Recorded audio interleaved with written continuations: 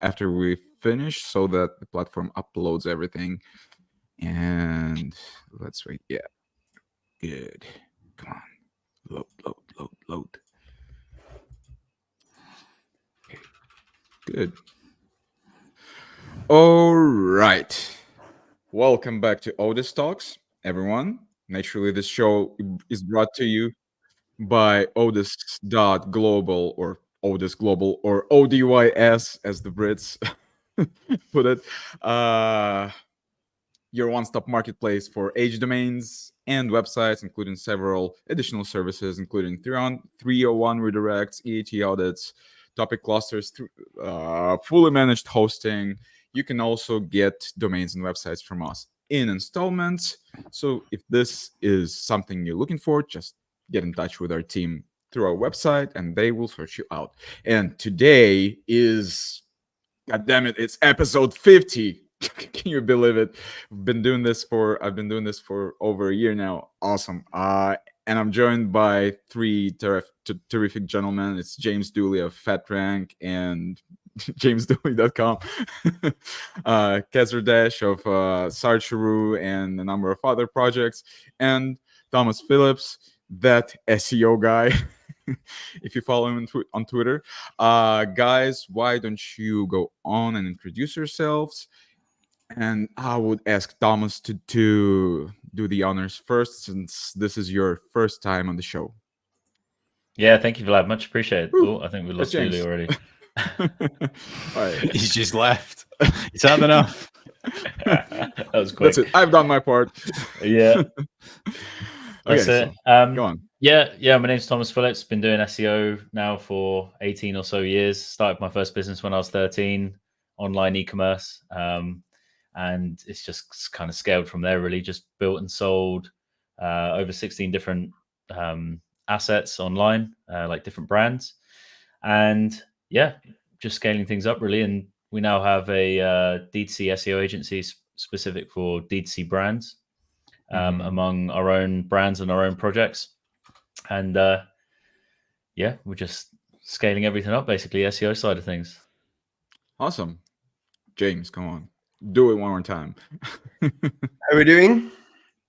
James Dooley, do a lot of rank and rents, lead generation, affiliates, anything related to digital marketing, to be fair. Doing quite a lot of investing in a lot of different businesses, acting as a fractional CMO for a lot of different companies, which then allows me to see where people are losing money or not giving best bang for the buck and helping them grow. Basically, a lot of businesses offline, online. Mm-hmm. Amazing. Sweet. Mr. Dash. Last time I was ODYS brew boy. Now I have been promoted to ODYS talk host. No, but I do a variety of different things. I do the rank and rents with James. We've got the affiliate sites. We've got the link building brand. We've got a disavow brand. I do a lot of website recovery, penalty removal as well. So yeah, a lot of things that we do and partner up on. So yeah, amazing. Thank you, guys. Well, let's get it on. Ladies and gentlemen, we are live. Ladies and gentlemen. Oh, sorry. Forgot to turn the repeat button off. All right. Yeah, as you might have seen, I've titled this episode From Toxic Links to Brand Growth. And yeah, this is kind of one of the questions that I've been trying to resolve for myself, like how things work, just to understand better how things work online and offline, since most businesses, since most offline businesses are also online businesses today, right? So it's like they're entangled. Yeah. So let's say you guys have a business in a very competitive niche. Let's say gambling, or I don't know, betting, or anything else that's like highly competitive, right? And you got some very jealous competitors who don't want you to succeed, who don't want your site or sites to get up in the in the rankings, in the SERPs.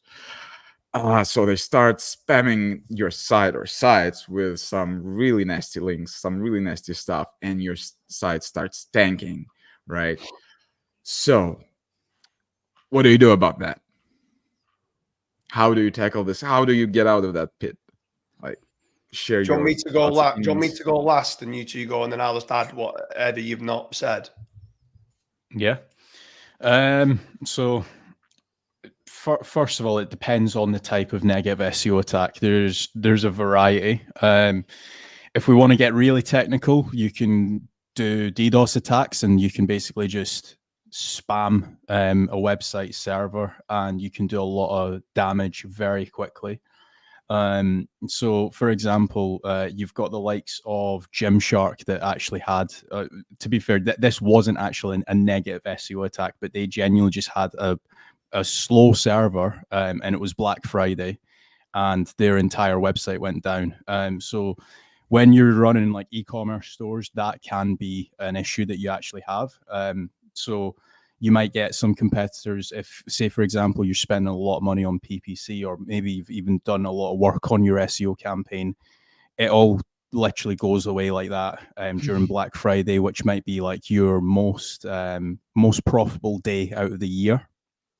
So you can definitely use different CDNs. You've obviously got certain rules that you can put in place on Cloudflare and stuff that can try to minimize that. So that's one type of negative SEO. You've obviously got the toxic backlinks. So like maybe 10 years ago, you could start spamming links with GSA and Money Robot to websites with anchor text like CBD or pedophile or fat or just porn anchors, etc., and that you will see like a negative impact on your website. That's slightly a little bit more difficult now. You still definitely can get toxic links, and you should be doing a proactive disavow.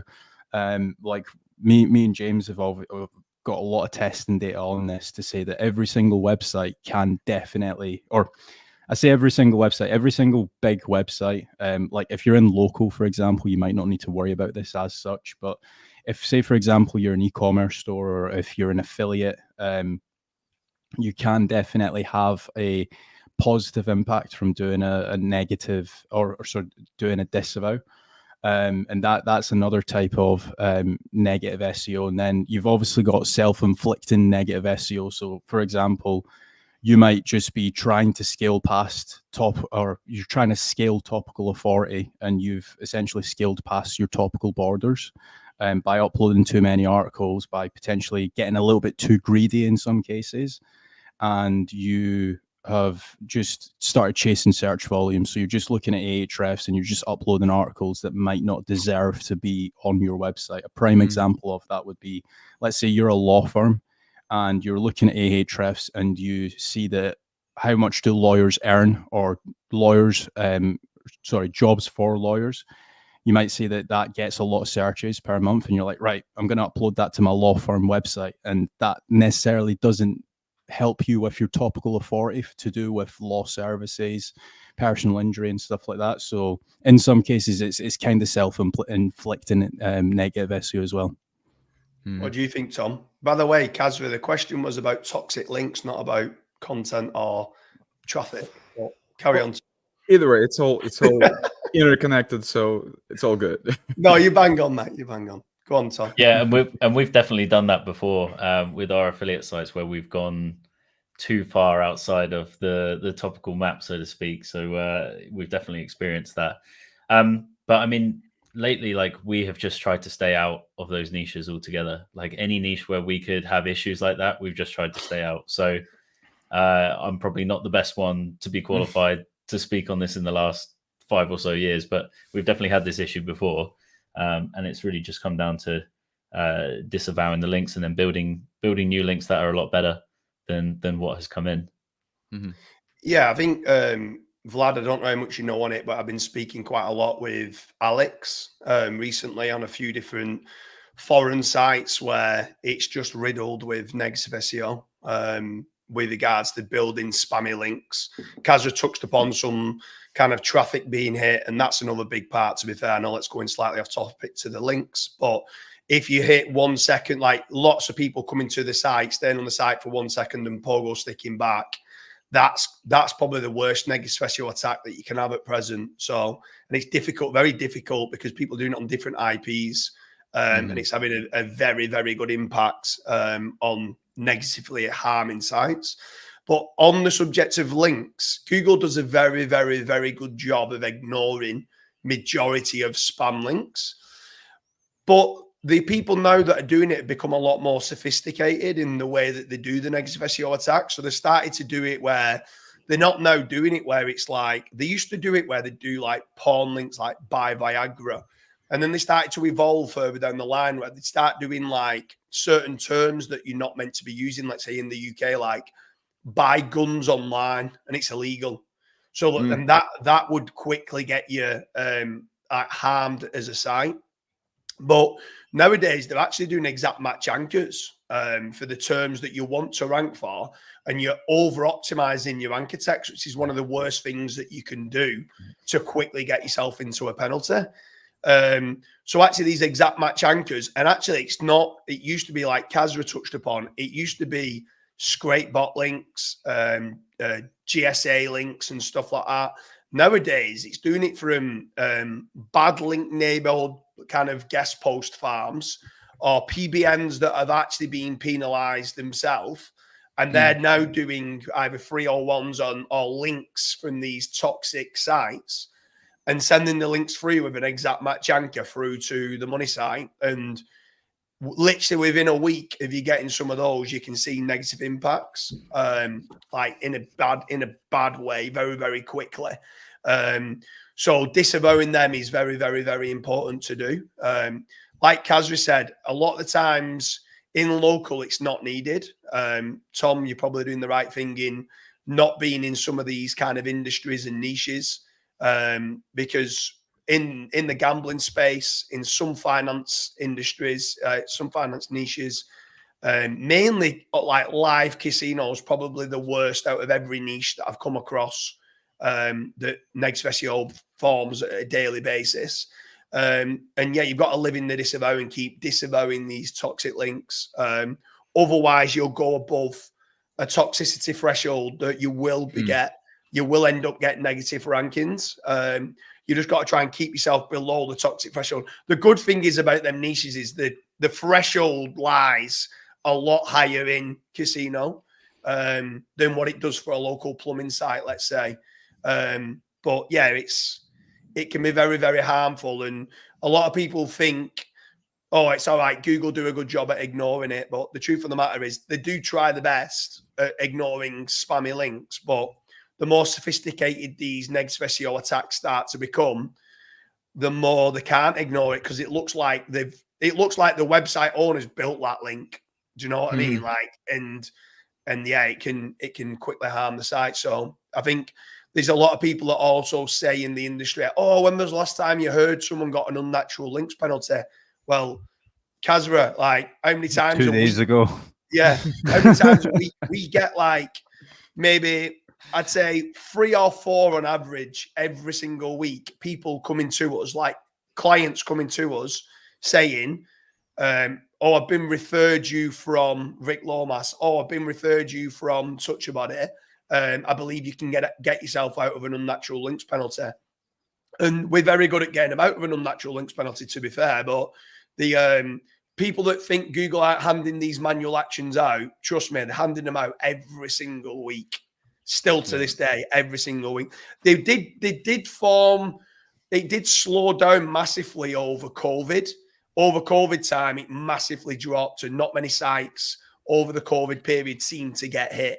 But nowadays, in the last 18 months, it's several that we know of every day. So there must be, I would guesstimate, about 50 to 100 every single week at least that's getting manual action penalties. And another thing as well to mention, just as we're talking about website recoveries and manual actions and stuff, You can also get a website that's not had a manual action email, like you've not had like an alert from Google to say your website's been de-indexed or your website's had a manual link action penalty or whatever. But it can almost be in like what's the phrase that you call it, James, where it's like a partial penalty, where it's like it's you've not actually had an alert, but and the real mindfuck is like your website can actually be on an upward trajectory, but you might have like some form of toxic links. And you just don't know that because you've never done like a proper disavow, or you've not looked at the actual like aggregator type links and the scraper links coming into your website as well. I think a good one, Tom, just so you understand a little bit on it. Obviously, you're a very advanced SEO in everything of what you do, but we've not spoke for a while. And one of our strategies at present is physically, like where people go and try to buy houses that need renovating. You go and get a developer in and you might buy a house for 100,000, spend 20,000 on it and then sell it for 180 and you make some good money on it.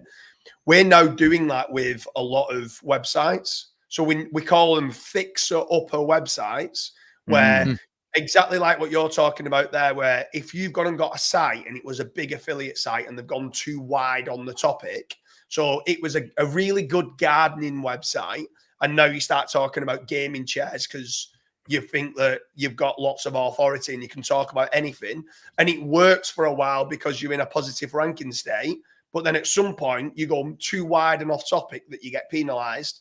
Well, on those type of sites, you can go and do a big content pruning exercise, get it back to the sole category that it should be in, and then hopefully start to recover it. You normally need to go through approximately 2 core algorithm updates before you can get back into being, normally it goes in a negative ranking state. The next one, once you start doing the concept pruning, it kind of flatlines. And then you need to try and get it back into a positive ranking state. The minute you get back into a positive ranking state, at that point, that's when you start churning out your content, and then you're churning out your backlinks very quickly.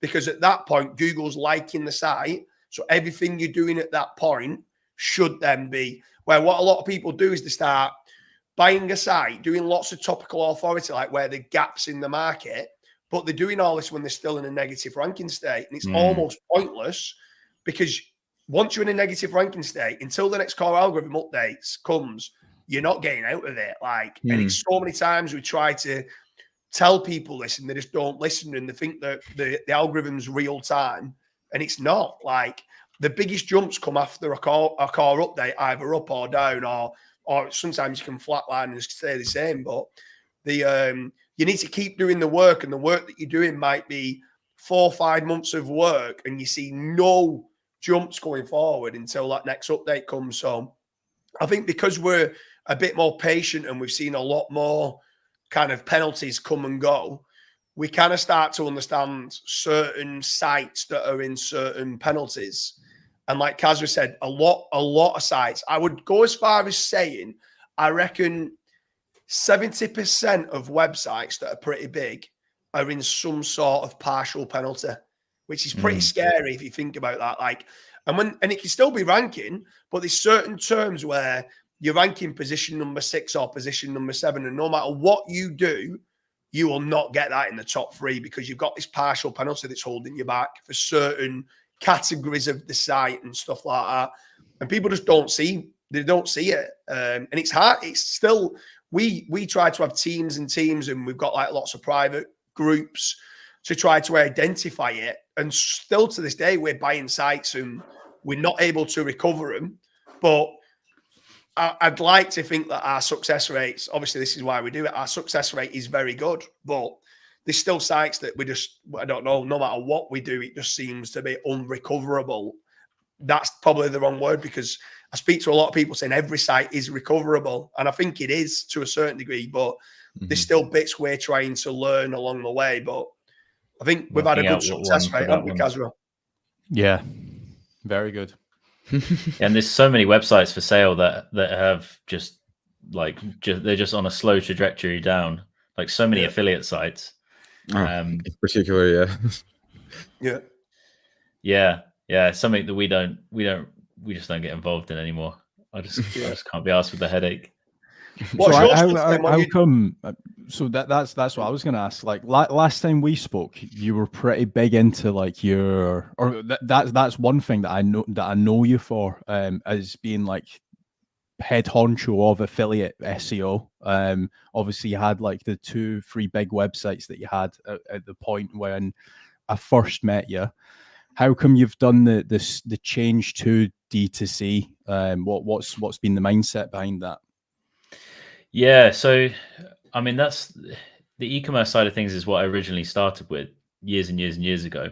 And the way that I see it now is I'm looking at like search and I'm looking at like AI, perplexity, all these different things, and I'm like, how much more like of a runway is there for like affiliate sites like that versus like e-commerce? Like I see e-commerce staying in search so much longer than affiliate based like queries and things like that. And I'd be really interested to hear you guys' opinions in terms of like, obviously the whole topical map side of things. You know, you're going after a lot of content, but like, how long are people going to search for that content on Google versus I could just spin up ChatGPT and get like a super targeted answer for like a query, you know, like a question query or whatever it might be.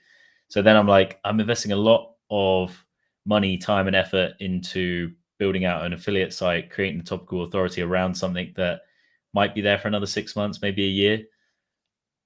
Yeah. I'd rather put my money somewhere else. I think you've done the right. If I'm being honest with you, I think you've done the right thing. I think e-commerce is here to stay. I think that e-commerce is. Don't take this the wrong way. I'm not saying that it's easy, right? But I think e-commerce. Well, no, I do. Yeah, I am going to say this. I think it's easier to rank an e-commerce site. I think the reason for it, there's multiple reasons for it. The framework of an e-commerce site. You set up your categories, you put your products in, you've got breadcrumbs that can kind of link back to categories. Your actual technical side of the site is built pretty well. You go and make certain you do unique product descriptions. You go and make certain your categories got unique content. And not only that, you've got that many products that you've already got the topical authority, if you get what I mean, via your products.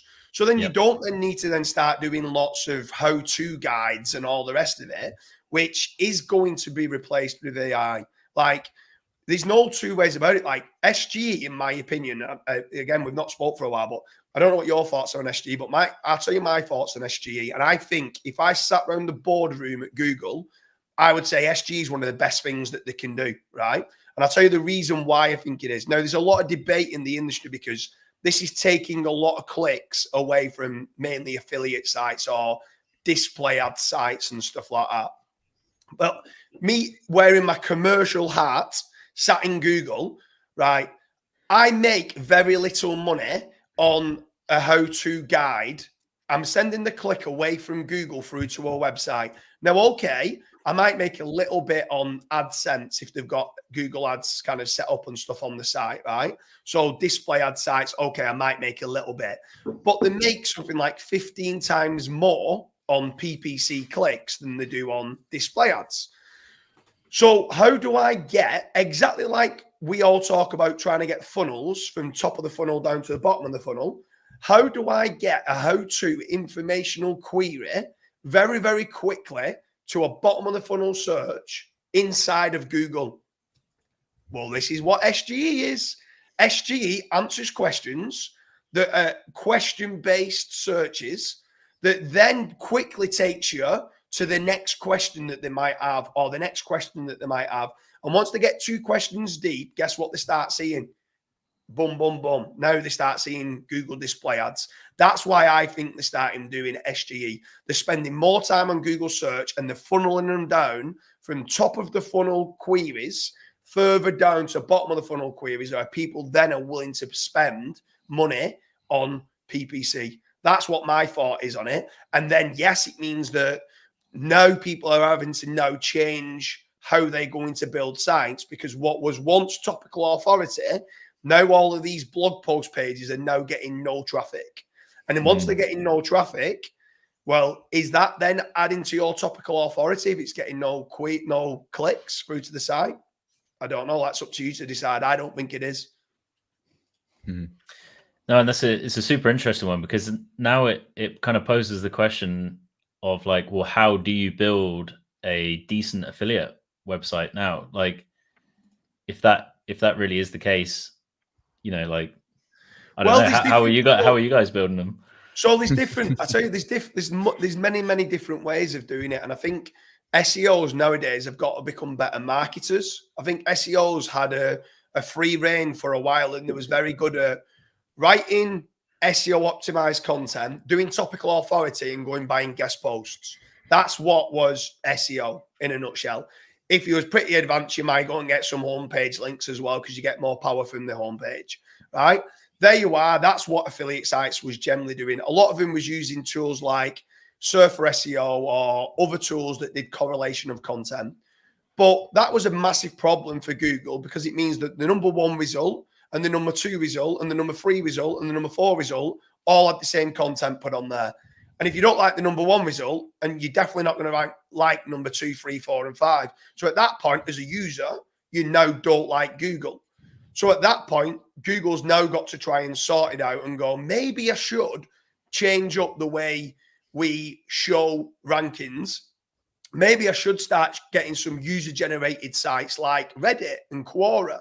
Now, Reddit bloody ranks for everything, and I think that they need to resolve that little bit. I know they've put some investment in, but I think they've gone too strong on ranking Reddit posts and stuff. But then again, if you're a good marketer and you see that the thing that the stuff's changed, why not try and start going into those posts that are ranking for the keywords that you want to rank for? Why not give the best answer to the question that people are asking on Reddit? Get yourself them upvotes. Now, there's places you can go and buy upvotes if you want to do it in a black hat way, or go and, if you've got an email list, go and send it out to your email list saying, do you agree with this answer? If you do, please, can you give it an upvote? Next minute, you're getting real people going onto Reddit giving you the upvotes. Go and start getting yourself a YouTube channel and go and get yourself 100,000 subscribers for in your niche. Go and start building up a Twitter account. Go and get a Pinterest account. So then you're not reliant 100% on Google traffic. So that if you did want to write the blog post that then you can share on Twitter, and then you can share on LinkedIn, and then you can share in Facebook groups, and you're getting that traffic through to the page, well, at that point, now I think that page is part of your topical authority, because Google, as we all know with the Google latest leak with the nav boost, that engagement that you're getting from all these different places, now Google likes that page, and I feel that now that forms part of your topical authority. What have you got to add to that, Kaz? So I think Tom's answer was, or Tom's question was, how are you guys building out affiliate sites now? It was. It actually was. I think the landscape is a lot more difficult now. Like, it's not where 2 years ago or even 4 years ago, you can't just go and build out a Gear Hungry of the world, right? So I think you should be doing everything what James has said, but you've obviously got the likes of YouTube. YouTube is still a great parasite, for example, to rank for affiliate terms. And again, I'm using the term parasite, but it's just good brand building. Like, if you can get your face out there, then do it. I can guarantee that a lot of people ain't talking about the best washing machines for $500 on YouTube, right? You could easily go and rank that YouTube, and again, it's probably going to refer you some traffic from your YouTube channel to your actual blog article.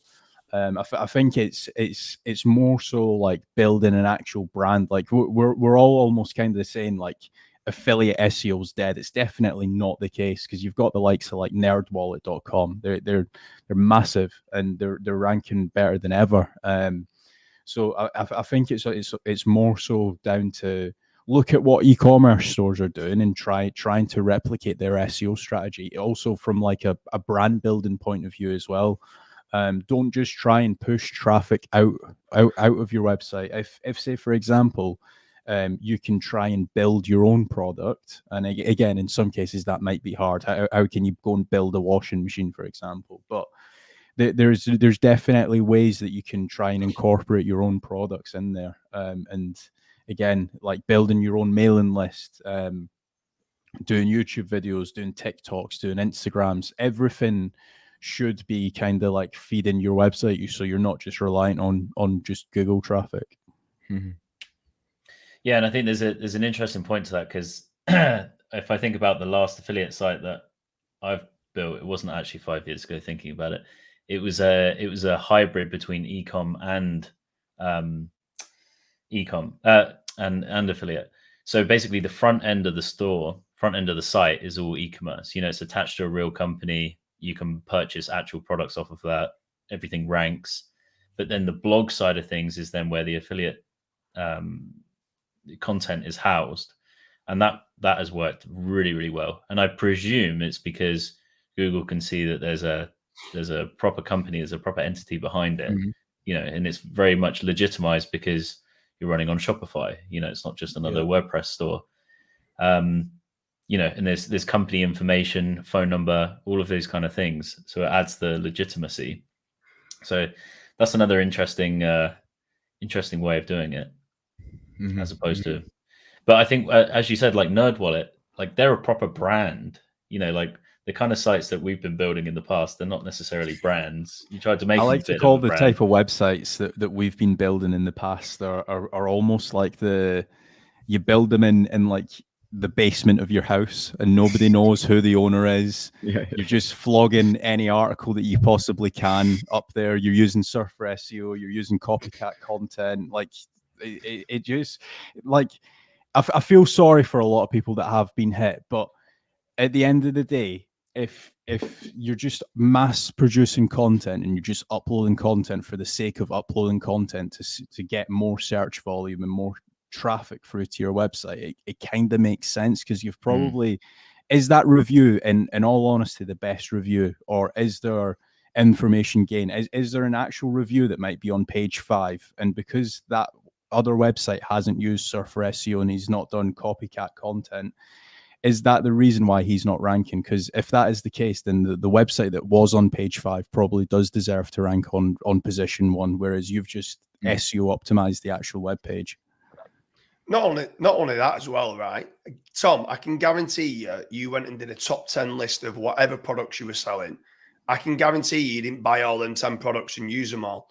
So the actual reviews, majority of the reviews are just there rehashing what somebody else says.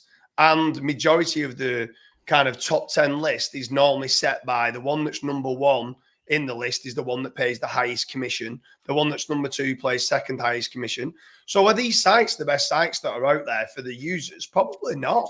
Probably Reddit, even though I hate to say it because they rank for everything. But probably Reddit that's got 10 different people's opinions or 50 different people's opinions saying, well, I prefer this because of that, probably is better for the user than one person that's gone and wrote an article that's SEO optimized, that's never used any of the products and just sorted by whoever pays the most on commission. Maybe they've done the right thing, and maybe a lot of affiliates are going to go, Dooley, you're a right wanker for saying it, but maybe they've done a good job. Have you ever thought of it that way? Just out of curiosity, let's go to like last year at this point, right, before the HCU update. And let's say we were all looking for televisions, right? The best 50-inch television. Would you trust the SERP?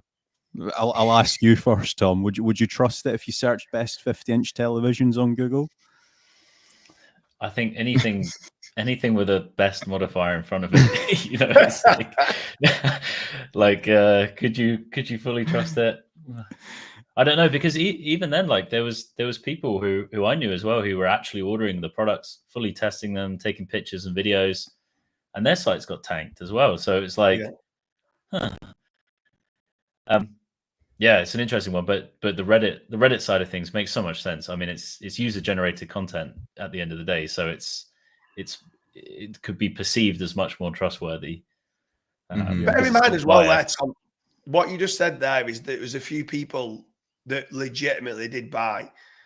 I know hundreds and hundreds of affiliates that legit have done exactly what you said. They go and buy every product, they unbox them, they use them all, and then they went in and did honest reviews, and they got thrown under the bus exactly the same way as all the others did. And I feel like that's where Google's algorithms, it's an algorithm, and they must like put some format in place and go, any site that looks like this or has got this same kind of outbound link trajectory or whatever it is that they've done, we're just going to throw you all in the same bucket. And there's a lot of good affiliates that have been hit, wrongly so. I'm not saying that it's better than every affiliate site. I'm definitely not. But the ones that did just do correlation of content and do a top 10 list sorted by what pays the highest commission, they probably did deserve to be hit. But some of these others, there's so many sites that have been wrongly being hit, and I just don't think that it's right. And I still feel to this day they need to reverse something, because I don't think it's fair on some of them, and especially some of these. There's certain travel bloggers. The travel blogger, they're probably the best ones, where they've legitimately traveled the world. They've gone and got unique images of the beach, and they're on the picture, unique videos, and they've been hit to say you can't go and do a review of this beach. And the one that starts ranking number 1 or number 2 is somebody else that's using their images. And you're like, what? What's going on there? So like, there's clearly something wrong. It's crazy. But how do you identify it across trillions of sites? They can't manually do it, so they've got to try and find some sort of footprint. And I feel like they've probably been too aggressive in the way that they've done it. And a lot of decent sites have been hit at the same time as a lot of sites that probably should have been hit. They've been thrown under the same bucket, and like you said, they've all been penalised. So, what would you do then, Tom? What if you got absolutely decimated in the helpful content update? What strategies would you be trying to do now to get yourself out of the bucket of I am not the same as all these others? Would you add an e-commerce store on the site to try to kick it out of being an affiliate and kick it into e-commerce? Yeah, I think it really depends on like how much you've been hit. Like if you now have 0 traffic, then I would probably start again. But I think that building an e-com centric front end of the site and then building out blog articles from there makes so much sense, especially if like you're actively selling through the front end. Because I'm sure that Google can obviously track if you're actually making sales or not. Same thing as it can track your dwell time and things like that. So if you have an active e-commerce store and it has traffic coming in from other places as well as, and then you're building out your content on the back end for specific things, you can get quite savvy with it. I think in that sense, but I think it really depends how much you've been hit. Because if you haven't really been hit that bad, then maybe you could go through the whole content pruning and try and work out what the issue maybe it's a link issue in addition to that. Maybe it is because you've used the same plugin that everybody else uses on WordPress. I don't know if that's how they probably have a checklist of things, I mean, we're just speculating at this point, but if I was Google, if I was the people at Google, I'd think, okay, are they using this plugin? Are they using WordPress? Are they hosted in one of these 5 locations?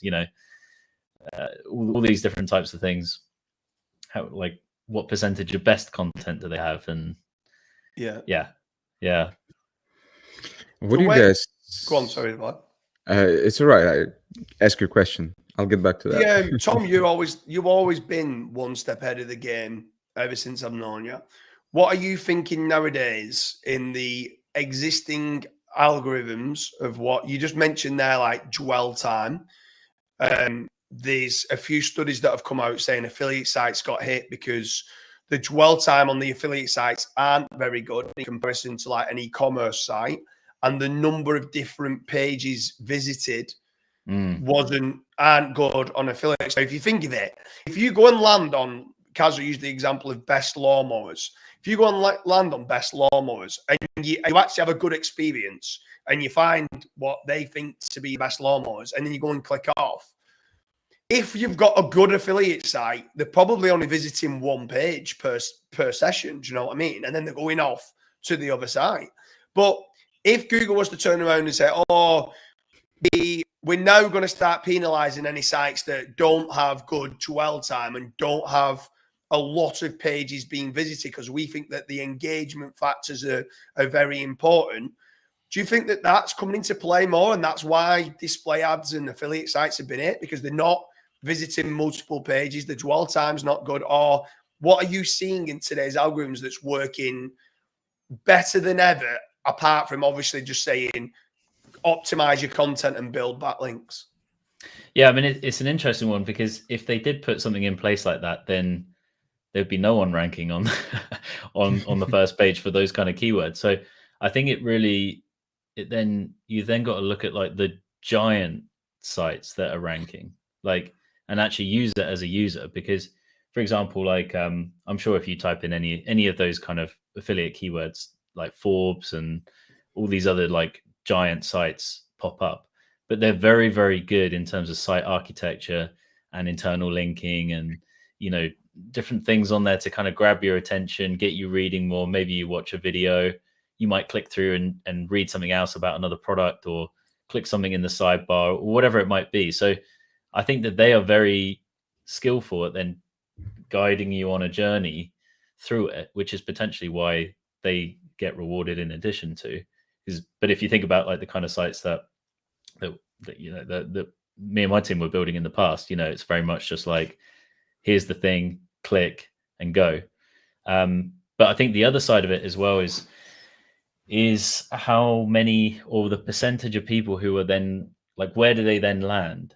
So if your site was just all Amazon links and they just all end up at Amazon, well, then surely Amazon will get the credit more so than your affiliate site, because you're just a gateway into that.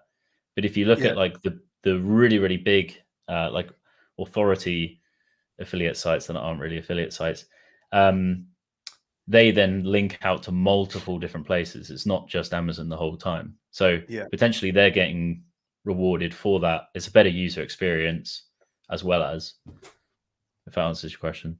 Yeah, it does kind of, but like, I throw a few little caveats into it. You know, when you said like there is still some affiliates and stuff that are ranking, there's very, very, very few affiliates set up like they used to be that are ranking, that are either not big brands or not got traffic from other sources coming in. So like a lot of the ones that seem to be ranking now, they're going, "Oh, it's a big brand," and they're going, "Yeah, but like maybe 50% of the site might be a newspaper." Do you know what I mean? So like, they're not now an affiliate site. They're actually a newspaper first, and they've now just got affiliate links on there and they've come in.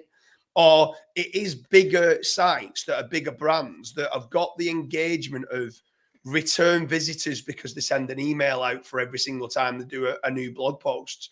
That return visitors kind of is helping them with their engagement. Yes, if it was average pages visited was down and dwell time wasn't good, they're coming back to the site, which is obviously another kind of engagement signal that's coming in. I feel like in my opinion, if the sites that have been taken out are like affiliate sites that don't have any sort of traffic diversity or engagement signals, and the ones that have come in are bigger sites that aren't just reliant on Google traffic. And I feel like if you're just too reliant on Google traffic and you're not getting traffic from other sources, you're not getting them engagement signals. That's just why the minute you get it a bit, you then quickly start dropping down your traffic tiers, and you're not getting it back because you're not getting that any sort of like email lists, or like Kasra said about like social media with like YouTube and stuff like that. Can you try and get other places to come back and find? And not only that, it's what real marketers do. It's traditional marketing. Like, can you get seen 3 times? Because normally, until they see you 3 times, they're not even ready to buy anyway. Now, obviously, it is slightly different for affiliate because you're just trying to send them off to just one place, but just trying to be a better all-round holistic marketer maybe is what we need to start doing. Yeah, and I think that's a really interesting point on the, like, when you look at affiliate sites or affiliate sites now, they're actually, the front end is a whole newspaper website, and then the back end small section of, not main section, front end is an affiliate site. So yeah, I think that there's definitely something around that. Like, I don't know, maybe you could buy up a big newspaper site. If anyone's selling a giant newspaper site, let me know. I'd be very interested. Well, there's other ones, like I don't see many. So like other little bits of examples, I don't see many affiliate sites that are Google News, that getting Google News top stories, but get it, right?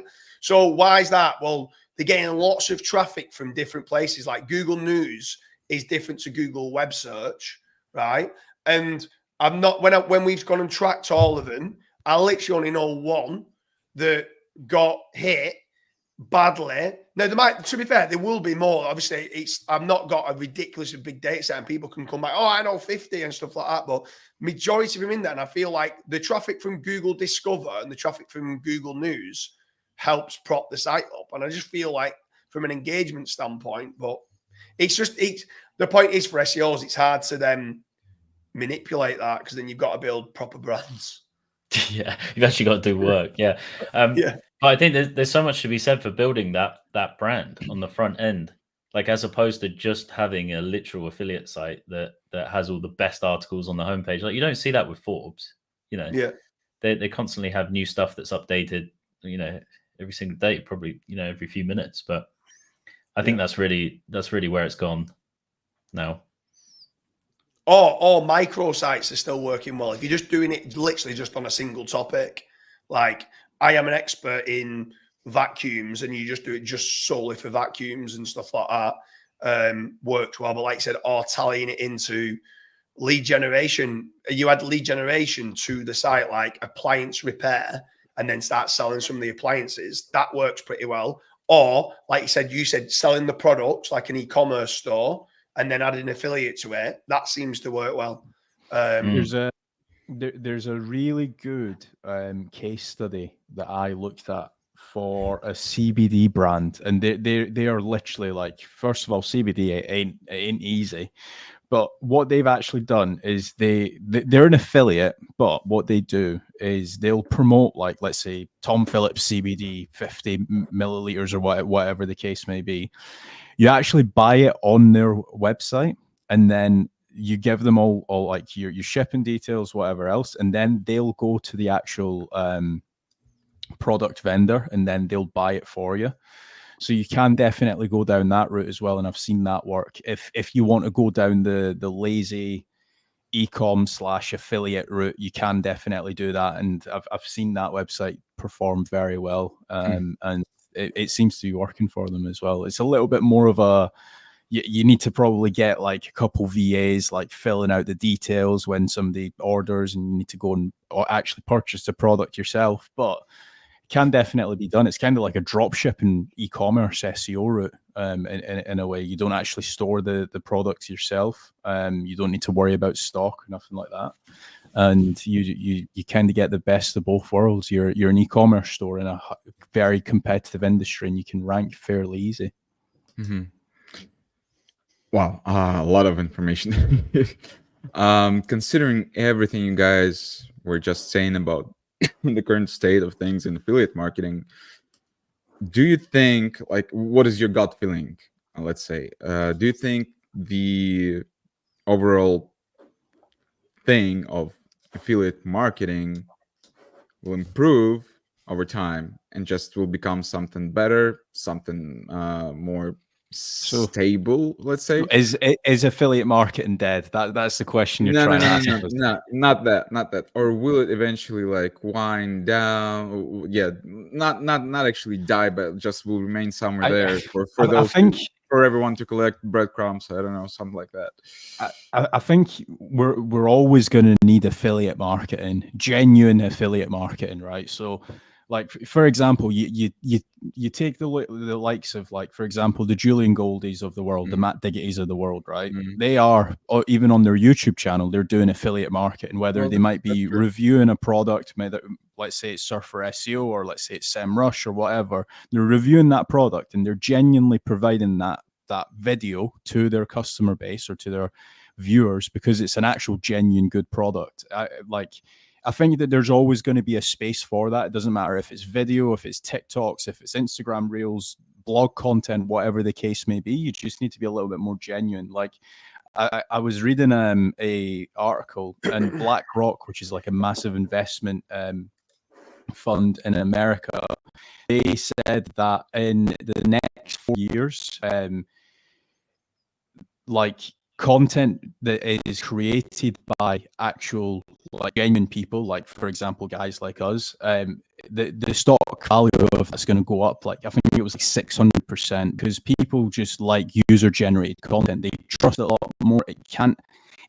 Obviously can be manipulated, but it's very hard for me to say that, I don't know, this cup is really good on video and lie about it, because it's just not like, it's very easy to manipulate blog content. It's not so much when it comes to like actual user generated video content. So I think there's always a space for affiliate marketers. You just need to kind of pivot your strategy. Like for example, like Tom was saying, if you do have a website that's solely relying on blog content, why don't you do some video content? Because at the end of the day, it's going to increase dwell time on that page. Oh, yeah. And just one thing to mention about the dwell time, because I actually didn't add anything into that section. Longer dwell time doesn't necessarily mean that it's good content. You might just have like really fluffy content, and also on the other side of it, short dwell time might mean that they've just bounced off the page. So you kind of want to be in the average of where everybody else is ranking. You don't want to be an outlier when it comes to dwell time. Yeah, that's true. That's true. Yeah, and speaking of YouTube SEO, I mean, in particular, speaking of affiliate marketing, it's like a different, let's say, source of getting quality traffic and leads for your whatever affiliate business you're doing, right? I mean, I think on your previous question, Vlad, like Sure, is sure. affiliate marketing Oh, yeah. dead, right?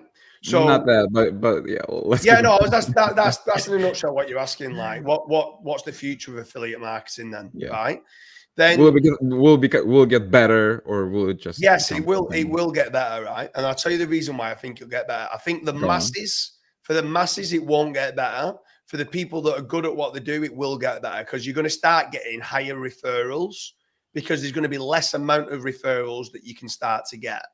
But I also think that not many people talk about this, right? That if you went and bought, and I'm running a test on this at present with an ODYS domain, right? So you go and get an ODYS domain that's got the power, that gives you a head start from what you need to do, right? Mhm. And then you then turn around and make some video pages, right?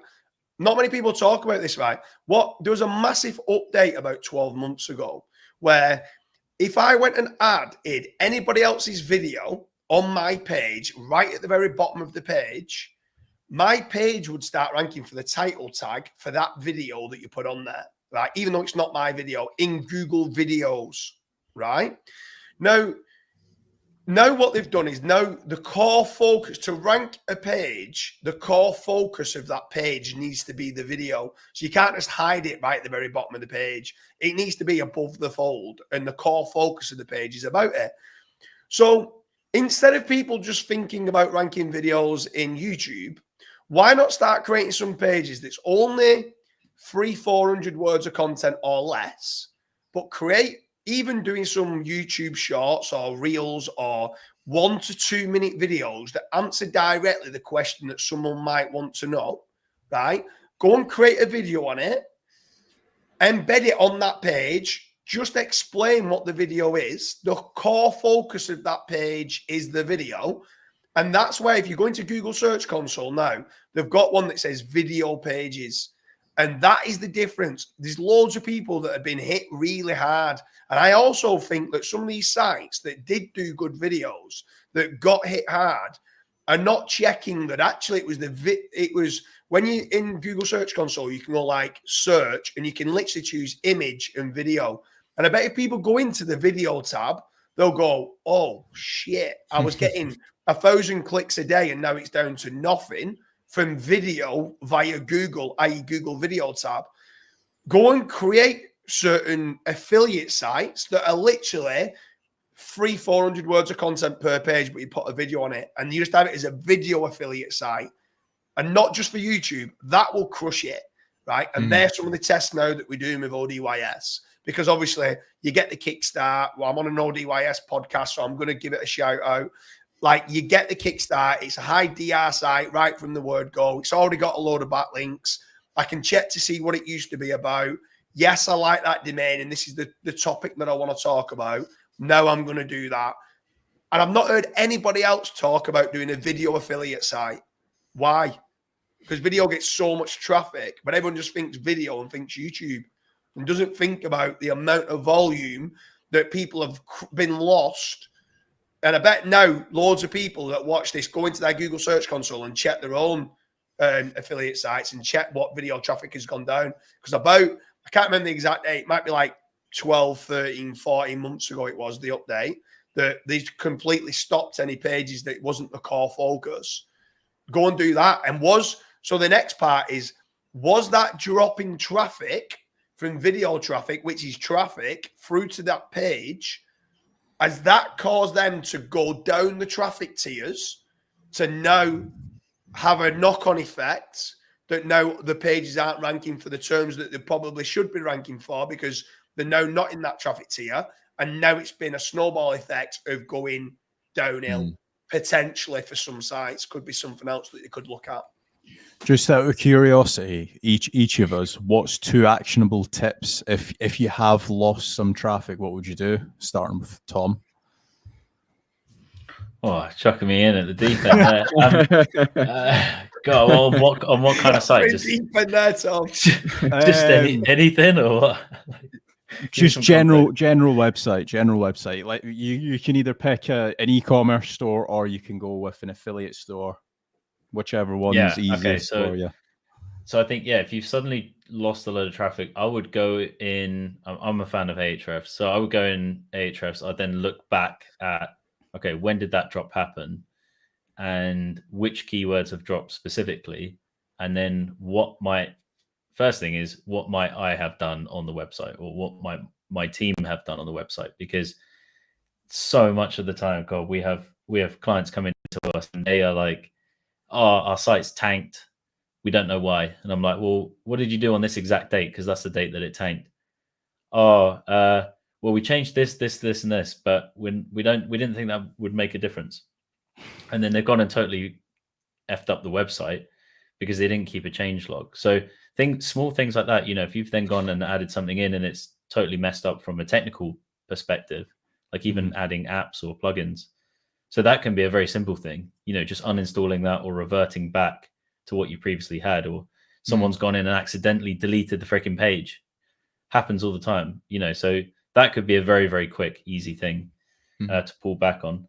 I think another big thing that you guys mentioned at the start is over optimization on anchor text. Like, I made a SOP for my team yesterday on this exact thing, because I was looking at a site and I was like, this should be ranked first, but it's 8th. What's the reason? Oh, there's no other reason except for over optimization. 96% of their anchor text was direct targeted accidentally. And so things like that, they're the 2 main things that I would check straight off the bat. What about you, James? I'm just going to expand one little bit. I don't know if you know this or not, Tom. You spoke about using Ahrefs to see where you might have dropped on a certain page. Massive shout out to Kyle Roof, Page Optimizer Pro. He's got a feature within Page Optimizer Pro called Watchdog, right? And it tracks every single one of your pages and sees when one of them's dropped. And if any of them's dropped, you need to speak to them exactly. I'm going to throw a figure out there. But if a page drops more than 25%, let's say, in rankings, or significantly, so like drop from number 1 to number 3 is significant, or it might be dropped from position 10 to position 30 or something. It might be a bigger jump when you're further down. But if it's got a jump that they would see that's significant, it sends you an email, right? But not only that, of it sending you email to say that this has dropped, it also tells you who's replaced it and whether they think that it's a change in intent on the page, or it's a new competitor that's come in, which means that your page might not have the edge analysis it once had, and that you might need to include something else. So anyone that's not got Page Optimizer Pro, just for the feature of Watchdog, it is unbelievable because it just gives you that information, and you might get 2 or 3 emails every day, and you might catch something. And something else that really frustrates me, what you spoke about there, Tom, is when someone comes to you and says, my whole site has been hit because they've halved in traffic. And actually, it's only because one of the pages has dropped. And that one page is getting so much of the traffic, it's unbelievable. And that one page has dropped from number 1 to number 4. So actually, all what they've got is one page needs to be re-optimized and get that edge analysis of what might now needing to be given. It might be missing certain questions and answers that other people have. And compoundingly, they've got better SEO on that page. Or it might need a couple of backlinks because your competitors now have been building more than you, or more internal links, more like Kaz was a massive fan on unique internal links and stuff like that. Like going into it and going, hold on a minute, like you've got 3 internal links, like go and get yourself, you probably need another 5 or 6 decent internal links to that page to get it back to where it needs to be. So I just thought I'd expand on yours there. Like massive shout out to Kyle. He does a lot of great things for the industry. Page Optimizer Pro is a great tool, and that's one bit. I don't know if you know about the Watchdog, because not many people talk. People just think Page Optimizer Pro is just adding entities on a page and that's it. They don't realize that they've got other Edge features. analysis, Watchdog. Another one. Like, so I'll do my 2 things. So one of them is I'm going to actually give another shout out to Kyle as well for Page Optimizer Pro for another one of his features. He's got EEAT set up as a thing. So go and run in EAT and checking that you've got everything set up, like a telephone number, an email address, a physical address, and all the things that your competitors have, making certain that you're ticking those boxes to make certain from an EEAT standpoint that if someone wanted to raise an inquiry or a complaint with you, they know who's behind the site. I think it's becoming more and more important in building that trust up. Plus, if you was to go and do that and put a physical website on your site, you can then go and get yourself 400 or 500 citations, load them into an indexer like Indexceptional or Giga Indexer to get them indexed. That's another big part that people don't do. Go and get them 500 citations that are all no follow, generally speaking, and naked URLs. But that referring domain count that you're building up is great. That no follow to do follow ratio in your backlink profile is great. The trust signals that you get from that is great. Like, then you're getting like naked URLs. So your anchor text diversity again is great. So along with the EAT, I'd get the citations. The last one is I'd do a disavow, a proactive disavow. So the amount of people in the industry that just turn around and think that disavows are not needed. Like, well, if you've never done one, let me go and buy your site, because if I buy your site, it's probably going to go up 20%. Do you know what I mean? Like, I'm not just saying it to go and sell you a £200 disavow. Do you know what I mean? Like, I'd go and do your own disavow and see what it does. If you know how to do one properly, using the right tools, Majestic SEO, Ahrefs, SEMrush, Google Search Console, and link research tools, you need all M5 to get all of the links, to load it into a link simulation tool to tell you what the most toxic links are, but also then cross-reference it to whether it's got power, whether it's got relevance, and whether you think that anchor text diversity is good. Go and clock them two and go and disavow your worst 300 most toxic, low-powered, no relevance links. That's all we're asking you to do. Don't go and disavow your whole backlink profile. Just the ones that have got no power, not relevant, and the toxic. Boom. Explosive. Just dead easy. Just do a proactive disavow. Kasra, go. 2 steps. He's had this written down ready. I would probably do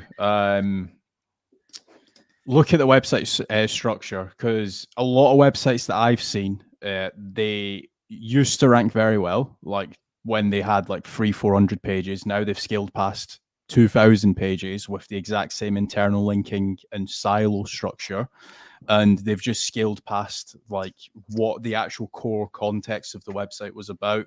So what you would typically find is when you first start off a website, you like to internal link from your homepage, which is typically speaking one of the pages that gets the most links being built to it, to your most important pages.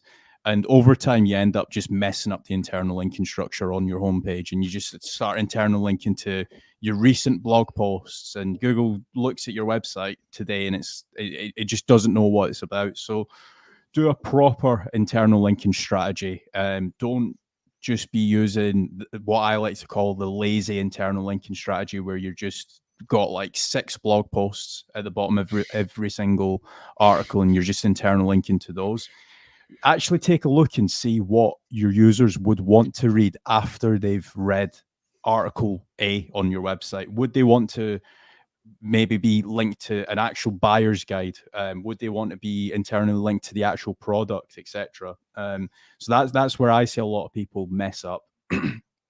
And the second thing is a content pruning activity. Now, in some cases, content pruning should be like the last resort, but go and look at do an entire audit of your website and see which pages are least performing and focus on those ones, because there's going to be a reason as to why they're not performing. Maybe the intent on those pages, you just missed the mark, or there might have been an algorithm update and those pages just don't match the intent anymore. You might need potentially video content on your web pages, or in some cases they might not be ranking because they lack a certain amount of internal links. So just go and build more internal links, or in some cases you might need more backlinks being built to those pages as well. Wow. Yeah, interesting. Wow. Yeah, well, this is like the perfect moment, the perfect topic to wrap this episode up. And what an amazing episode it was for for episode 50, you know, guys. It was a terrific conversation. I think it was either the most or one of the most technical conversations I've hosted here. So and it was hella fun, really.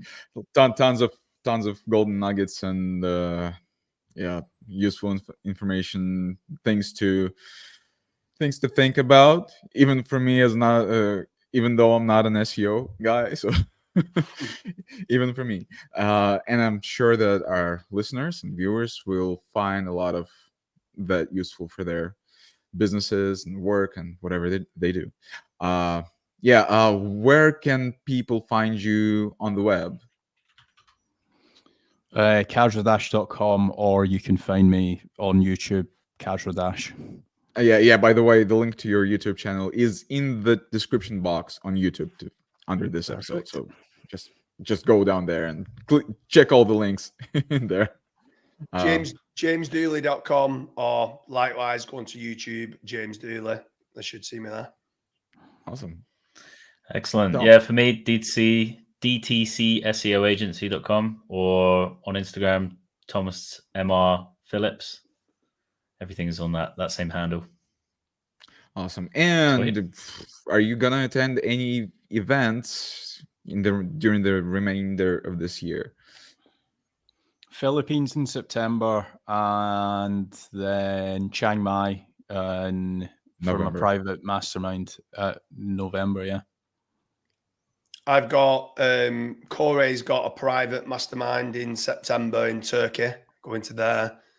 Then going to Cyprus for the SEO vibes at the end of October, and then Chiang Mai, middle of November. Tom, Sweet. You're going to be anywhere? Yeah. I'm going to, we're moving to the States in a couple of months, so we'll be over that side of things. But yeah, going to Ryan Stewart's event and then doing like a VIP boat thing in November, which would be interesting. So agency owner side of things. So I'm sure I'll learn a lot there. Sounds good. Awesome. All right, guys. Thank you very much for joining and sharing your thoughts, experiences, ideas, and insights, guys. All right, and see you everyone next time. Cheers. Sweet. Tons of fun.